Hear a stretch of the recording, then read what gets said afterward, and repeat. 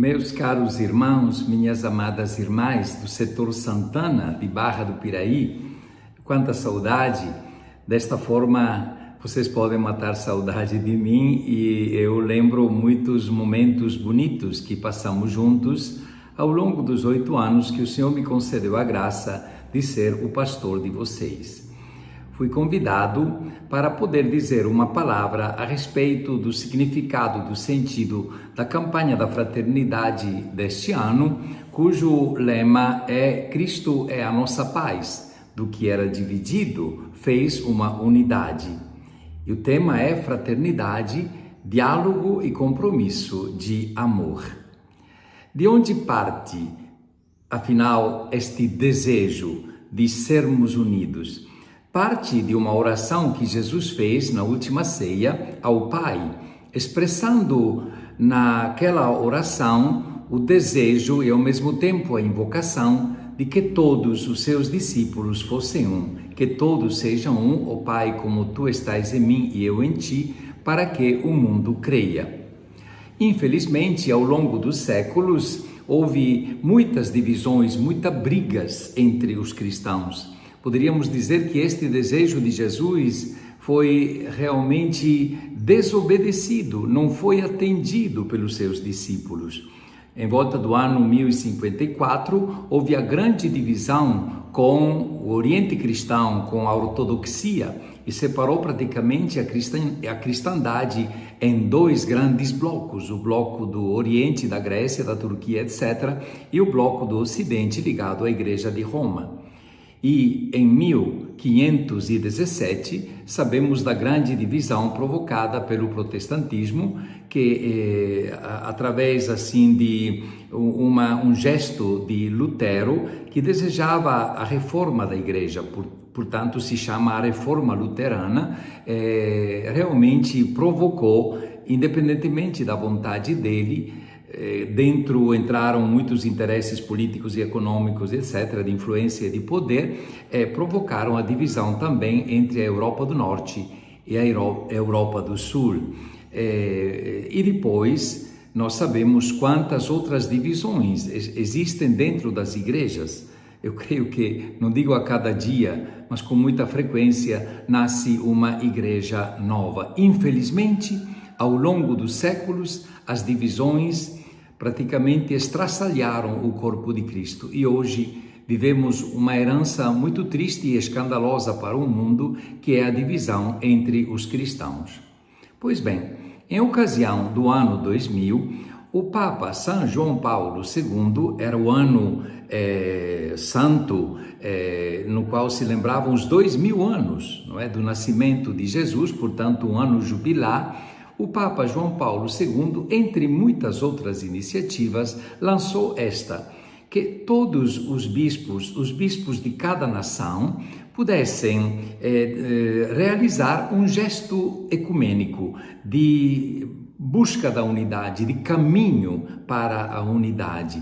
E o lançou no mundo inteiro.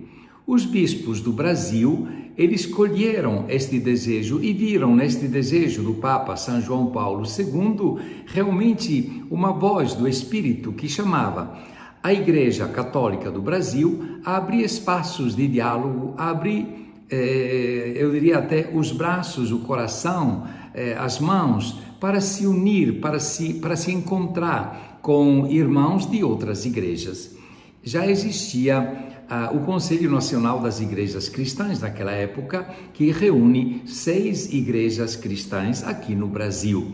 Então, os bispos do Brasil, que já celebravam, junto com todo o povo desde 1964, a campanha da fraternidade, acharam por bem de entregar ao CONIC, o Conselho Nacional das Igrejas Cristãs, composto por 6 igrejas, a iniciativa de preparar a campanha da fraternidade e de vivenciá-la juntos. Foi muito bonito, isso agradou demais ao Papa São João Paulo II, que escreveu logo uma carta dizendo: elevo a Deus rico em misericórdia ardentes preces, para que este Ano Santo seja tempo de abertura, de diálogo e de aproximação entre os cristãos na caminhada ecumênica promovida pelo Conselho Nacional das Igrejas Cristãs do Brasil, para que todos os homens creiam em Cristo.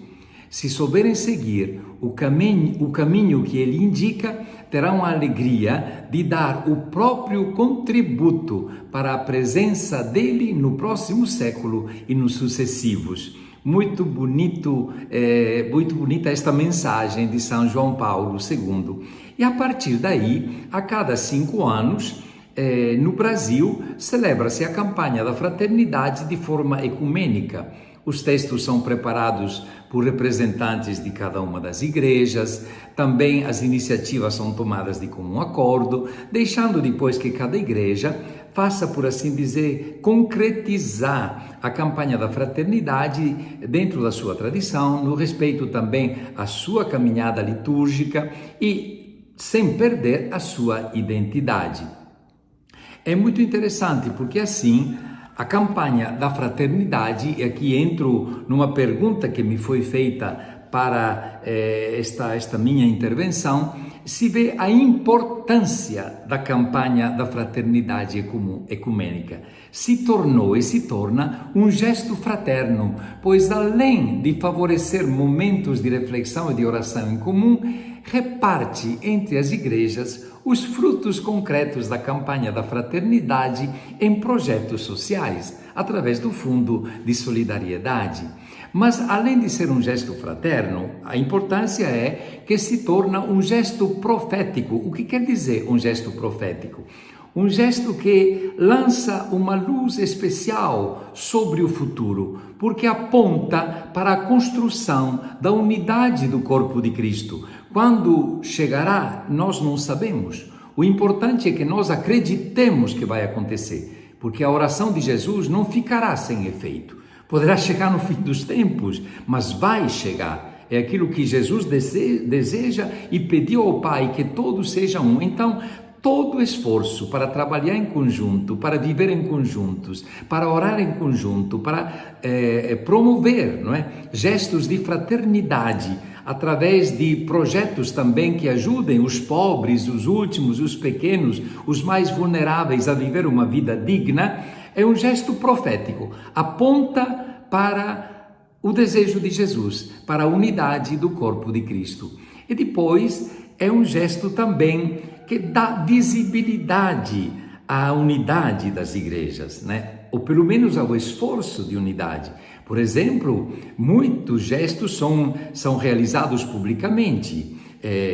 As pessoas, as instituições, as escolas, as câmaras municipais, até o governo de cada estado, e muitas vezes no Congresso se fala sobre a campanha da fraternidade. Por quê? Porque é visível o desejo de todos os discípulos de Jesus, ou pelo menos daqueles que sentem a necessidade de construir a unidade, o desejo é visibilizado. Isso é muito importante.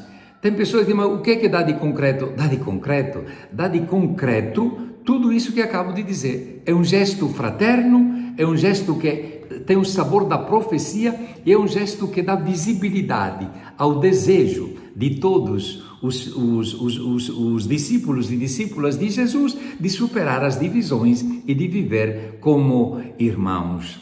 É muito importante que a gente não perca o foco da campanha da fraternidade, que realmente consiste nestes gestos que são gestos de grande visibilidade e de impacto até para com as pessoas que muitas vezes não têm uma frequência dentro das nossas igrejas ou que até às vezes estão afastados, não é? Mas eu faria mais uma pergunta: em que contexto cai a campanha da fraternidade deste ano? A sociedade brasileira, meus irmãos e minhas irmãs, vive momentos difíceis por causa de muitos muros construídos, do racismo, das desigualdades econômicas, da dificuldade de conviver com opiniões diferentes, do desrespeito e ataques às instituições. Em situações limites como esta, a busca de refúgio, muitas vezes, é recorrer ao sagrado, ao religioso. É que muitas vezes isso não resolve aparentemente. Pode parecer uma fuga, porém é um desejo de pedir a ajuda de Deus. Então, neste contexto, as pessoas que frequentam as nossas comunidades de fé são afetadas pelas diferentes crises desta sociedade. Elas são as mesmas pessoas que vão na igreja, mas que lutam no campo do trabalho informal, que saem pela rua buscar emprego ou uma ocupação, tendo em vista o seu sustento, o seu pão de cada dia. Mesmo vivendo em comunidades de fé, muitas vezes enfrentam discussões familiares a respeito disso, problemas de saúde, lidam com inimizades, preconceitos, indiferenças e são desafiados a tomar posições em relação a situações ou temas que são muito superiores ao seu alcance e à nossa possibilidade de dar uma resposta imediata. E não podemos esquecer a pandemia da Covid-19, para a qual ainda não temos respostas satisfatórias, nem soluções definitivas. Esta pandemia nos coloca frente a frente com a nossa finitude e limitações humanas. Ao contrário do que muitos pensavam, não somos invencíveis. A ciência não dá todas as respostas.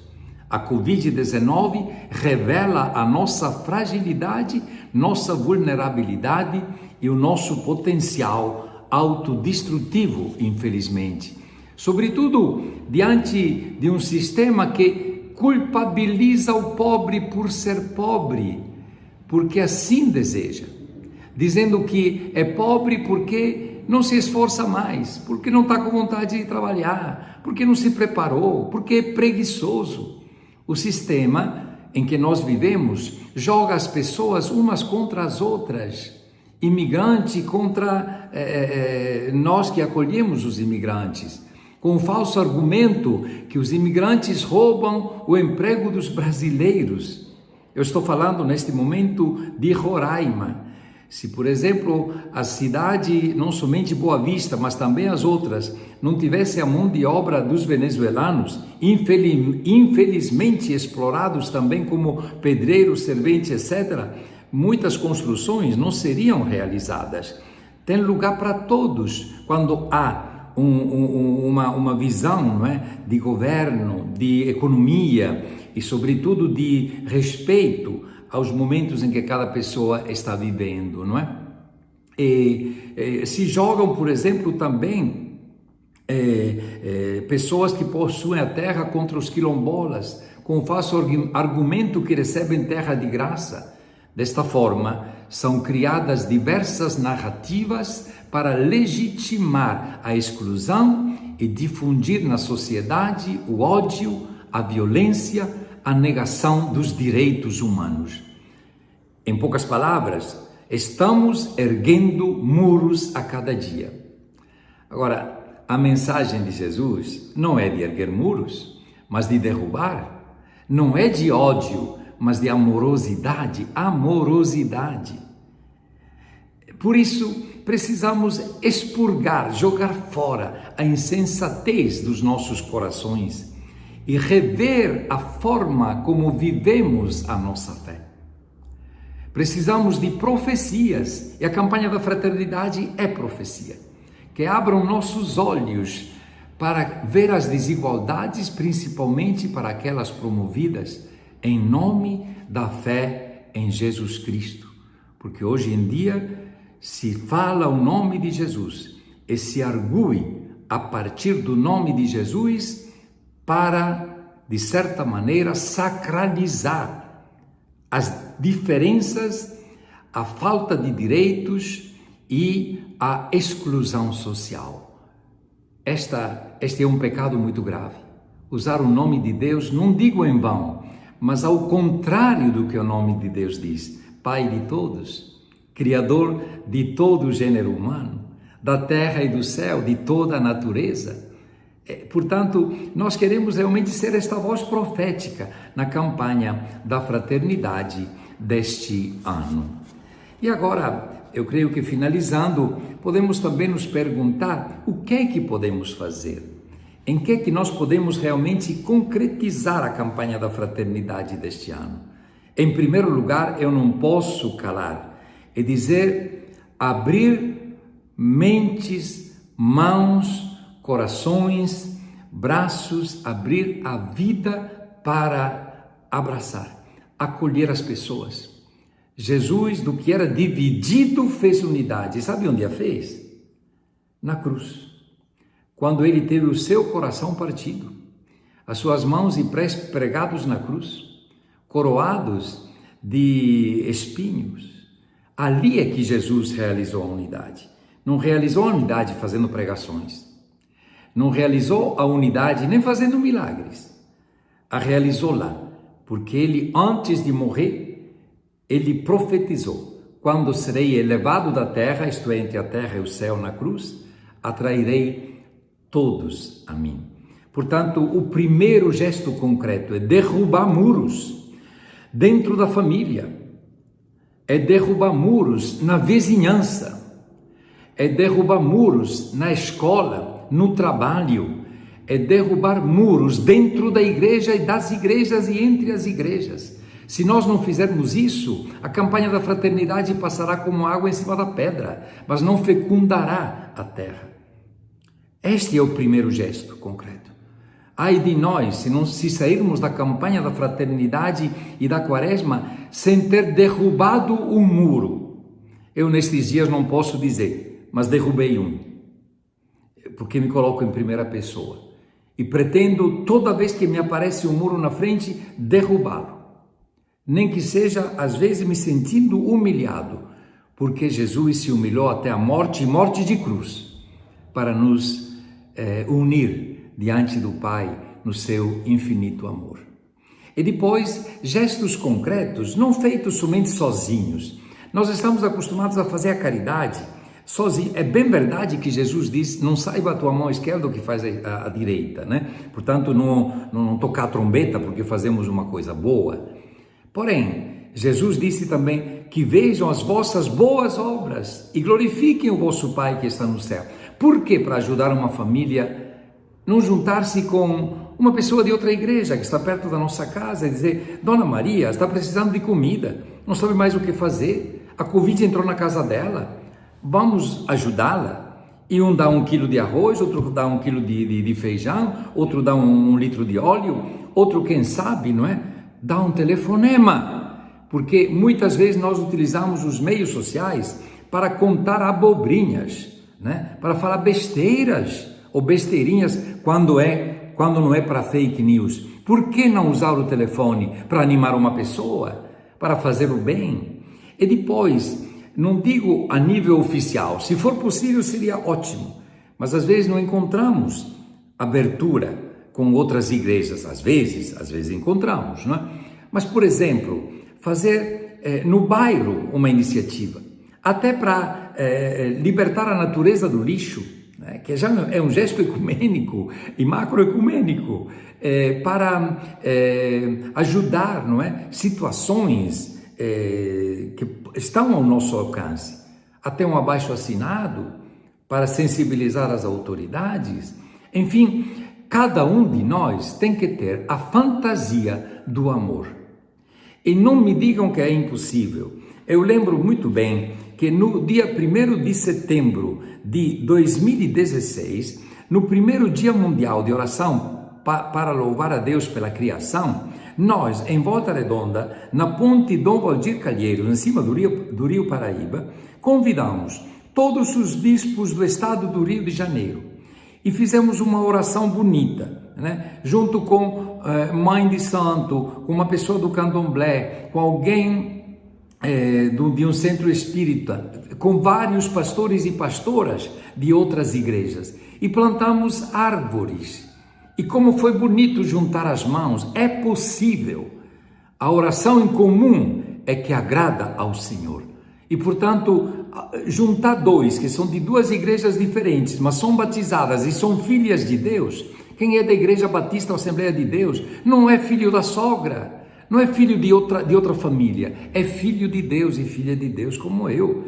Então, gestos pequenos, não precisa fazer grandes coisas, porque a solidariedade é uma semente que dará fruto. É isso que eu quero dizer. A solidariedade feita de gestos concretos mudará o mundo. O mundo não é mudado por presidentes da República ou por pessoas que têm muito dinheiro no banco. É mudado multiplicando gestos de solidariedade feitos por Dona Maria, pelo seu Zé que é carpinteiro, pela pessoa que é gari, por qualquer pessoa, qualquer um de nós.